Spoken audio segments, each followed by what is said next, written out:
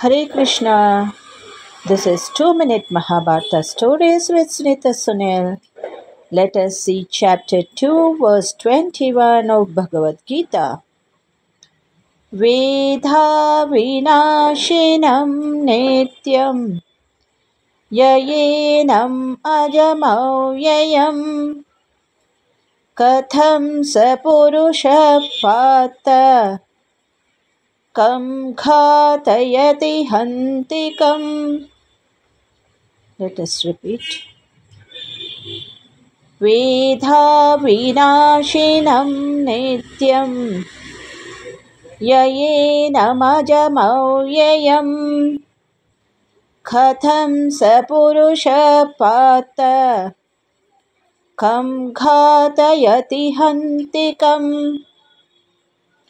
In this sloka, Krishna says, O Pata, how can one who knows the soul to be imperishable, eternal, unborn, and immutable kill anyone or cause any more to kill? We should understand a spiritually elevated soul quells the ego that makes us feel as we are the doer of our actions. To know the truth, one can see that the soul seated within actually does nothing. So, such an elevated soul is never tainted by the actions. Sri Krishna is advising Arjuna that he must elevate himself to that enlightened level, seeing himself as the non-doer, free from egotism, and perform his duty rather than shirk from it. The moral is, we are afraid of death because we think I am the body and the fear of death. The enlightened soul is not afraid of death, as after that he will meet God. But the nature of the soul is to seek life. The soul never seeks death. Why? Everybody has their own views. But God is always existing. It is said, Sarva Karanam Karanam, Sarva Karana Karanam. So, God is eternal. We are tiny parts of God. So we should seek to be eternal like God. But because of our fear, we don't like to die. So Sri Krishna tells to Arjuna, the soul never came into being. With the death of this body, it will not die. God and we have always existed.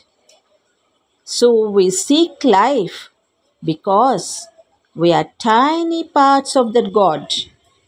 Thank you. Keep watching the channel and subscribe if you haven't done so. Please give a like. Then you will know that you have watched those episodes.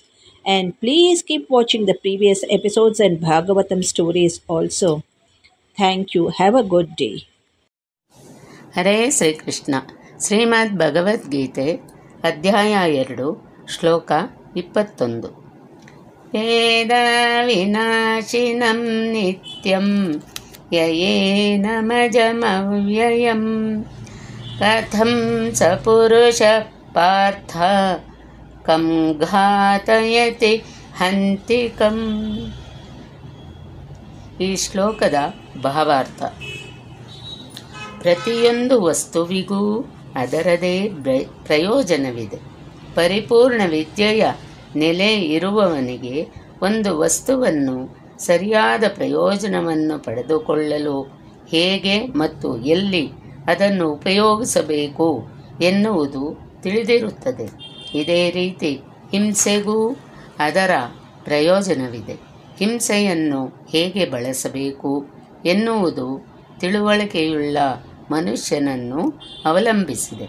ಕೊಲೆ ಮಾಡಿದವನೆಂದು ಶಿಕ್ಷೆಗೆ ಗುರಿಯಾಗಬೇಕಾದವನಿಗೆ ನ್ಯಾಯಾಧೀಶನು ಮರಣದಂಡನೆಯನ್ನು ವಿಧಿಸುತ್ತಾನೆ.